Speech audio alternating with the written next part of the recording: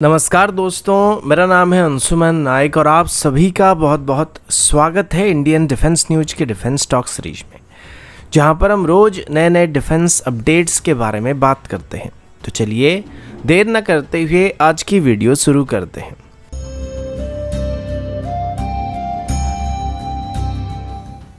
आज की पहली अपडेट फूफा यानी कि फ्यूचर अनमैन्ड फाइटर एयरक्राफ्ट की तरफ से है।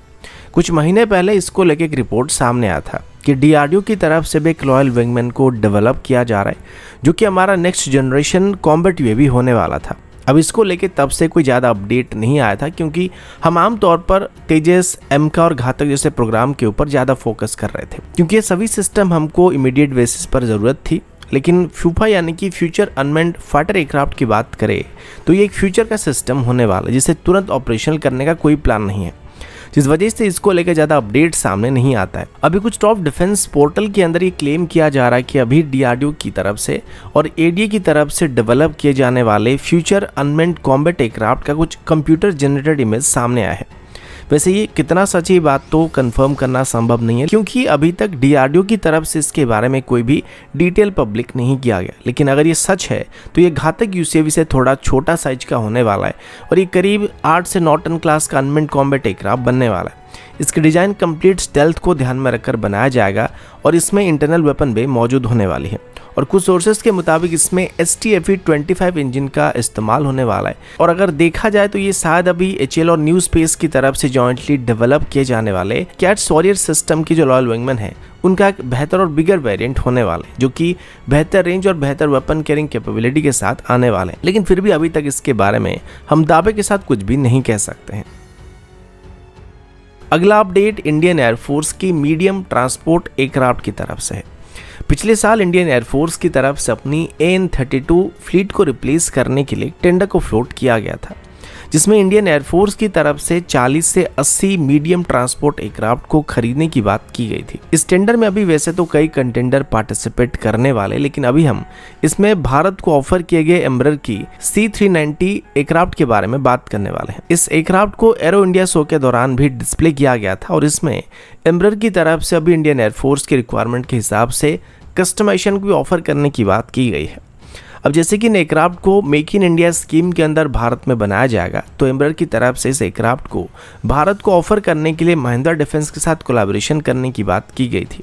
यानी कि अगर इस एयरक्राफ्ट को इंडियन एयरफोर्स की तरफ से सिलेक्ट किया गया तो इनको महिंद्रा डिफेंस और एम्ब्रर की तरफ से जॉइंटली मैन्युफैक्चर किया जाएगा और इसकी टेक्नोलॉजी को महिंद्रा डिफेंस के साथ या महिंद्रा एरोस्पेस के साथ शेयर किया जाएगा। अभी इनिशियल एग्रीमेंट को कुछ महीने पहले साइन करने के बाद महिंद्रा एरोस्पेस की टीम एम्ब्रर की फैसिलिटी के विजिट पर गई हुई थी, जहां पर एम्ब्रर की तरफ से महिंद्रा डिफेंस या महिंद्रा एरोस्पेस की टीम को अपनी C-390 एयरक्राफ्ट की एक कंप्लीट ब्रीफिंग देने के साथ साथ इसकी प्रोडक्शन प्रोसेस के बारे में भी महिंद्रा एरोस्पेस की टीम को डिटेल जानकारी दिया गया था, क्योंकि आगे चल के इसको मैन्युफैक्चर करने वाले हैं।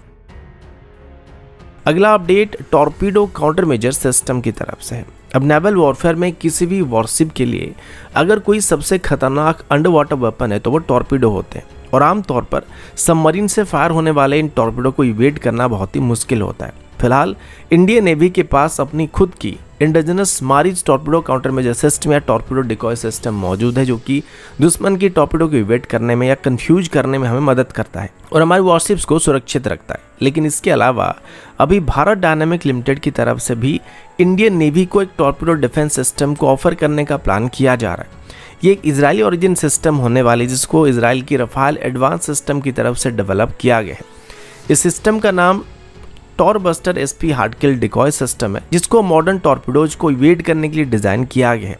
अब इन सिस्टम को TOT के साथ भारत डायनामिक लिमिटेड की तरफ से भारत में ही बनाया जाने वाला है, जिसके लिए BDL और रफाल एडवांस सिस्टम के बीच एक एग्रीमेंट को साइन किया जा चुका है। इस टॉर्पीडो काउंटर मेजर सिस्टम की बात करें तो ये नॉर्मल टॉर्पीडो डिकॉय सिस्टम की तरह पैसिव टॉर्पीडो को तो डिफेंड करता ही है, साथ ही ये मॉडर्न एक्टिव टॉर्पीडो को भी डिफेंड कर सकता है और ये अगेन शिप्स के ऊपर फायर होने वाले टॉर्पीडो के खिलाफ भी काम करता है। तो ओवरऑल ये एक बेहतरीन टॉर्पीडो डिफेंस सिस्टम होने वाला है, जिसको अभी नेवी को ऑफर किया जा सकता है। और अगर इसको हमारी नेवी खरीदने की कोशिश करता है, ऑर्डर को प्लेस करता है, तो इनको आगे चल के भारत डायनामिक लिमिटेड की तरफ से भारत में मैन्युफैक्चर करना स्टार्ट किया जा सकता है। और अगर इन सिस्टम को हमारे एग्जिस्टिंग मारिज टॉर्पेडो डिकॉय सिस्टम के साथ मिलाकर इस्तेमाल किया जाता है, ऑपरेट करने का फैसला किया जाता है, तो ये हमारे नेवी के वेसल को बहुत ही बेहतरीन टॉर्पेडो डिफेंस सिस्टम को प्रोवाइड कर सकते हैं। इसके अलावा अभी भारत डायनामिक लिमिटेड की तरफ से भी बताया जा रहा है कि वो अभी डीआरडीओ की तरफ से डेवलप किए गए वरुणास्त्र टॉर्पेडो को भी एक्सपोर्ट करने के बारे में सोच रहे हैं। अभी तक इंडियन नेवी की तरफ से जितने भी वरुणास्त्र टॉर्पेडो के लिए भारत डायनामिक लिमिटेड को ऑर्डर को प्लेस किया गया था, उन सभी को अभी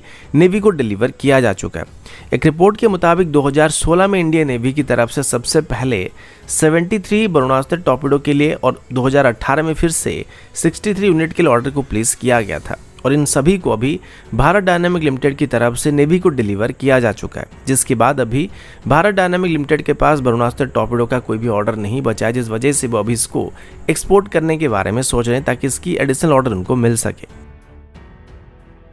अगला अपडेट भारत और ईरान की तरफ से। वैसे भारत और ईरान के बीच रिलेशन काफ़ी सही है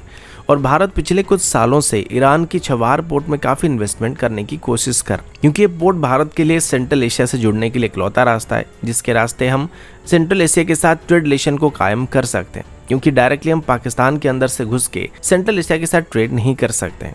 और इसी वजह से छवार पोर्ट भारत के लिए काफ़ी ज़रूरी भी है,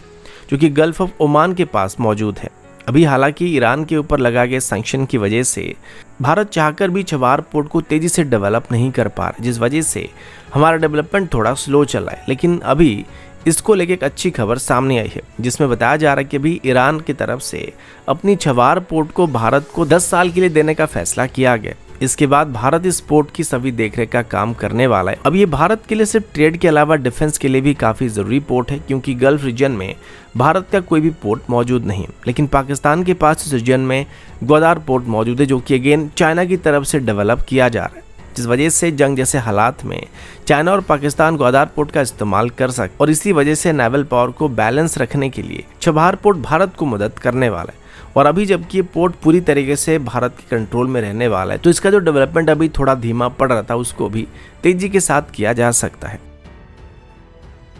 अगला अपडेट एक मज़ेदार अपडेट होने वाला है। आप सबको ये बात पता होगा कि अभी भारत और मालदीव्स के बीच रिलेशन थोड़े खराब चल रहे हैं। और मालदीव्स की नई सरकार बनने के बाद जो गवर्नमेंट बनी थी, ये प्रो चाइना गवर्नमेंट थी, तो उसके तुरंत बाद ही उन्होंने जितने भी इंडियन क्रू मेंबर मालदीव्स में मौजूद थे उनको वापस भारत भेजने का फैसला किया था।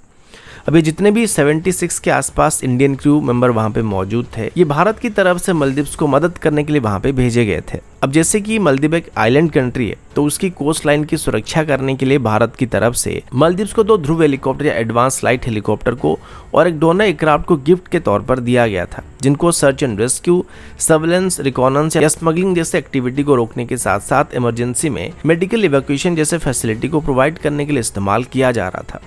अब जैसे कि मालदीव्स की गवर्नमेंट बदलने के बाद उन्होंने मालदीव्स में मौजूद सभी 76 इंडियन क्रू मेंबर्स को भारत भेजने का फैसला किया था और उनकी कंट्री से बाहर करने का फैसला किया गया था। तो भारत ने भी सभी इंडियन क्रू मेंबर को वापस ले लिया था, जिनको बाद में सिविलियन ऑफिसर से रिप्लेस कर दिया गया। जिसके बाद एक प्रेस कॉन्फ्रेंस चल रहा था, जिसमें मालदीव्स के डिफेंस मिनिस्टर को एक सवाल पूछा गया था कि इंडियन क्रू मेंबर वापस जाने के बाद मालदीव्स भारत की तरफ से दिए गए हेलीकॉप्टर्स को या एयरक्राफ्ट को इस्तेमाल क्यों नहीं कर रहा है। तो इसका जवाब देते हुए मालदीव्स के डिफेंस मिनिस्टर ने बात बताया था कि वर्तमान उनके पास कोई भी स्किल्ड पायलट और क्रू मौजूद नहीं है जो कि इन हेलीकॉप्टर्स को या फिर एयरक्राफ्ट को ऑपरेट कर सकते हैं। हालांकि इंडियन पायलट्स की तरफ से मालदीव्स के ऑफिशियल को इन हेलीकॉप्टर्स को या एयरक्राफ्ट को ऑपरेट करने की ट्रेनिंग दिया जा रहा था, लेकिन ये प्रीवियस गवर्नमेंट के समय में चल रहा था।